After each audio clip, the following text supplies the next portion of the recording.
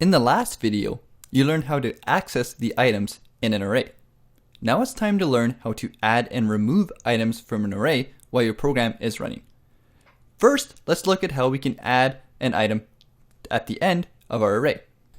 Here, we are adding an item to the end of our array using the push method. Try to imagine that you are pushing your newly added item to the end of your array. Using the push method, we can also add multiple items to the end of our array with one single line of code. In this example here, we are pushing multiple strings to the end of our array.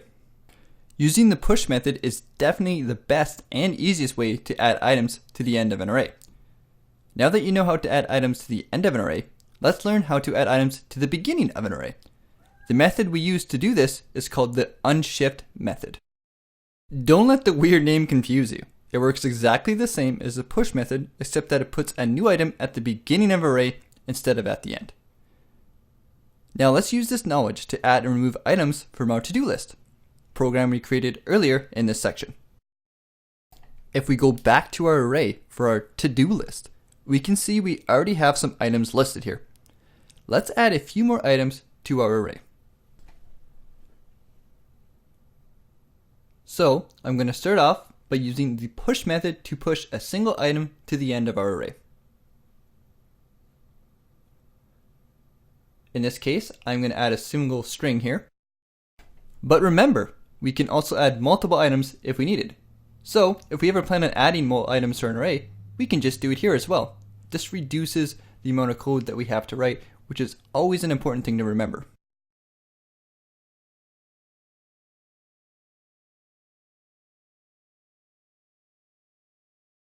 So I think that should be good. Let's save our program and view the web page. We can now see that our new items are pushed to the end of our array. Pretty cool, right?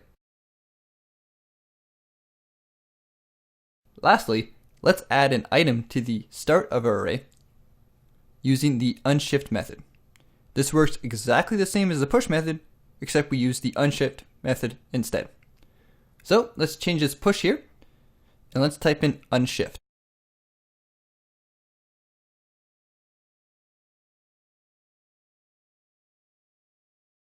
There we go. We can see that our items are now listed at the start of an array.